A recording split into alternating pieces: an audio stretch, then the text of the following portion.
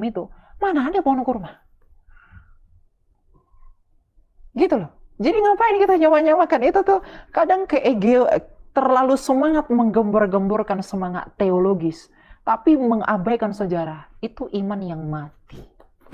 Memang apa urusannya kalau ada kurma atau tidak ada pohon kurma di Bethlehem? Quran bilang di Jericho, Mas. Nggak ada hubungannya sama Bethlehem. Ya, shalom bagi kita semua dimanapun kita berada saat ini. Kiranya kita semua tetap berada dalam keadaan sehat dan apapun yang merupakan aktivitas kita sepanjang hari ini, kiranya Tuhan Yesus memberkati. Dan kembali berjumpa lagi di channel kita ini, yaitu Zemayan Yasin. Terima kasih buat teman-teman semua dan juga para sahabat yang sudah mendukung perkembangan channel ini dengan setia. Dan kiranya kita tetap menggunakannya untuk menjadi berkat bagi semua orang. Nah teman-teman, pada video kali ini saya membagikan kepada kita semua bantahan dari Babe Haikal terkait pernyataan dari Elia Myron, di mana dia mengatakan bahwa Yesus itu lahirnya di Bethlehem, yang dimana di Bethlehem itu sendiri itu tidak ada pohon korma, dan sedangkan Isa yang dipercayai oleh saudara-saudara kita Muslim misalnya itu lahirnya di bawah pohon korma, dan dia menjelaskan perbedaan antara Isa dengan Yesus yang ada di dalam Alkitab. Dan Babe Haikal dia berkata tidak ada hubungannya. Masalah ada atau tidaknya pohon korma di Bethlehem itu tidak ada hubungannya dengan kelahiran Isa Al-Masih atau Yesus Kristus. Oleh karena itu, mari kita simak saja videonya yang berikut ini. Itu, mana ada pohon kurma? Gitu loh. Jadi ngapain kita nyawa-nyawakan? Itu tuh kadang terlalu semangat menggembur-gemburkan semangat teologis, tapi mengabaikan sejarah. Itu iman yang mati. Memang apa urusannya kalau ada kurma atau tidak ada pohon kurma di Bethlehem? Quran bilang di Jericho, Mas. Nggak ada hubungannya sama Bethlehem. Ngawur tuh anak. Kalau ketemu saya, gua lalap itu anak, bener. Gua lalap beneran tuh anak. Nggak ngerti apa-apa tentang Kristen, ngaku cerita orang Kristen. Tanya dia udah pernah baca Injil sampai habis belum? Tanya. Adu sama saya. Sejak SMP saya udah khatam Injil. Kesnya Dokter Lee dibilangin, iya benar. Kemarin kan udah dibilangin kalau misalkan kita dari umat Islam itu menyatakan Nabi Isa itu lahir di pohon kurma. Nah sedangkan di umat Kristiani itu di kandang domba gitu kan. Sebenarnya itu di Palestina itu yang disebut wilayah yang Palestina Barat itu banyak pohon kurma. Pohon kurma tumbuh di bukit. Tapi di daerahnya di mana tuh Beckham itu katanya itu banyak pohon kurma. Bukan itu yang saya sinkron. Yesus itu lahir di Migdal, di bukit menara kawanan domba. Makanya nubuatan Nabi Mika berkata apa? Beatah Migdal Eden. Migdal Eden itu di bukit, bro. Bukit menara kawanan domba, di mana domba itu dipelihara di sana. Di mana para imam orang Yahudi itu selalu menyeleksi domba sebelum dipersembahkan ke bait suci di tempat itu. Bahkan Bapak Gereja itu mengonfirmasi dari abad kedua. Itu tidak pernah membenarkan statement ada pohon kurma di sana. Bro, itu Bro Vicky di mute dulu bro, keresek-keresek berisik. Iya. Ini tapi Bro Elia, tahu nggak teman-teman Islam, tahu nggak? Ternyata di dalam suatu kitab Bro Elia, dari kitab Tahrif Risalah Al-Masih alaihi salam Abal Artorik Asbabuk wa Nataiju, itu dikatakan begini.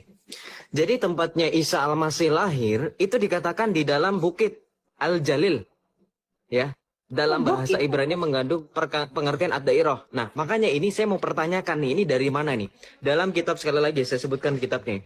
Dalam kitab Tahrif Risalah Al-Masih alaihi salam Abar At-Tarikh Asbabuk wa Nataiju, ya, yang ditulis oleh Basma Ahmad Justiniyah, itu di dalam cetakan di Damaskus ya. Dikatakan begini. Nabi Isa alaihi salam lahir di tempat yang dinamakan Al-Jalil, Ijlil Al-Qibliyah. Terletak di bagian utara Palestina antara Laut Mediterania dengan Danau Tobari.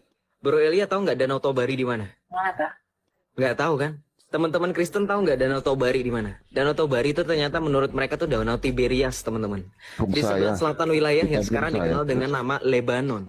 Dan Tabari ini merupakan awalnya adalah ibu kota. Nah, adapun perkampungannya yang populer dalam Injil, ini nggak pernah ada di Al-Quran. Isa ini dikatakan lahir di daerah Kapernaum. Kufurnahum nih, saya tampilkan nih datanya.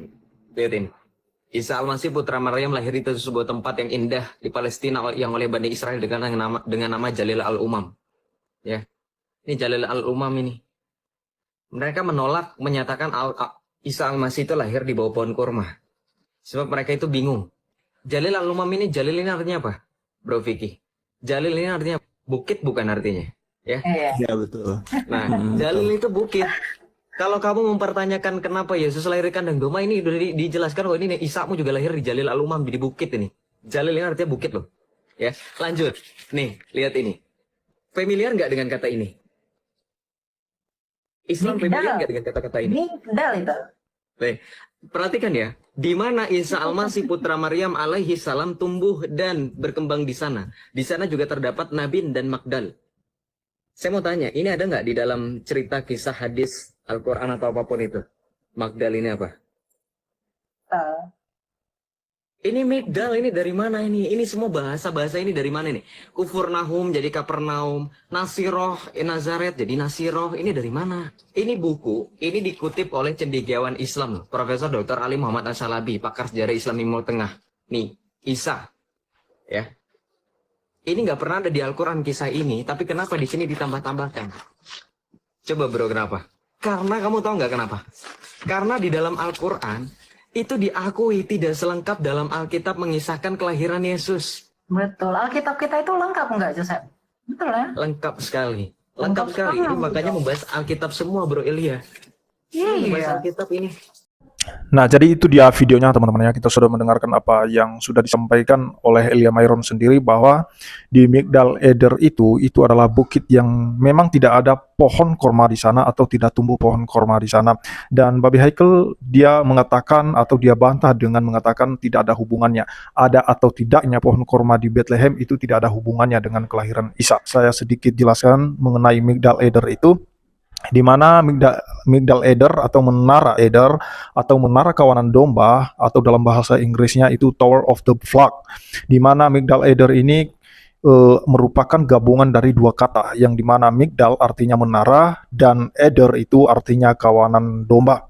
Dan semua juga orang tahu mengenai kelahiran Yesus ya di Migdal Eder itu, yang dimana di sana memang sesuai sejarah tidak ada pohon korma, apalagi di abad pertama di mana itu terkait kehadiran Yesus di dunia. Dan di dalam Lukas 2 ayat 8 sampai 18 mencatat bahwa di sana ada para gembala yang tinggal di padang sedang menjaga kawanan ternak mereka pada waktu malam.